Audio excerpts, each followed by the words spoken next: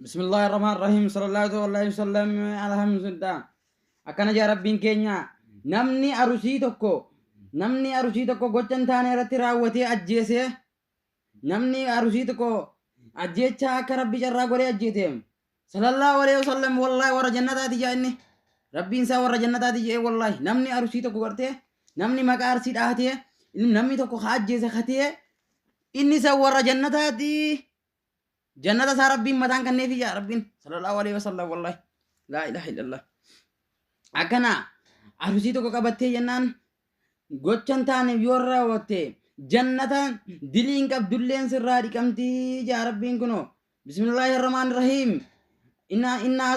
innal kafaruna numashurun hadha saymihin alahda inna talayyun muqin wallahi lazim rabbiin gartee namoonni gartee arusii tokko ajjeefte fanniftee yookiin gochan taane irratti raawwatte balballi jannataa kan kee banaadha jaa. السلام عليكم ورحمة الله وبركاته.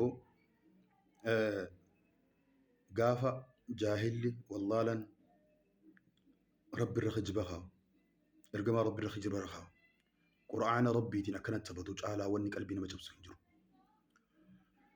وري بالغين مقابيات اللي إسان يامون هنجين ومتخبى جماعة هررقي ومتخبى جماعة أرسيلاتين اللي ومتخبى جماعة خنان اللي يامون إسان هنجين ummata xiqqeenya diinni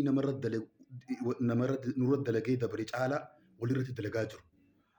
Maaliif harma muraa aanoleetii fi harka muraa calii calanqoo wanni jennee seenaa jennee dubbannuuf maaltu jira feedan. Ummata kana wallaahi akka isaaniitiin silaa arraan tana musiibaan qiyaamaan arra nurratti taati.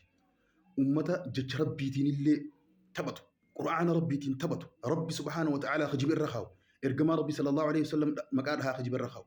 ummata gartee muka huddutti wal dhiibu ummata lafarra wal harkisu rabbii jaadhaati namoota akkanaa kanaa wajjiin amantii takkaaf isa tokko himachuun nama qaanfachiisa. Gocha fokkota namoota fokkotaadhaan raawwatamaa jiru kana dura hedduu bayaanii dhaabbadhaa jechaa irraa waawwachaa turre ni gaha duuba. والله نموت منافق ما داف يوتاتي ربي غرتي ان شاء الله كيت اتسني مدو ربي سين هبداسو وان برا وان سين جنكم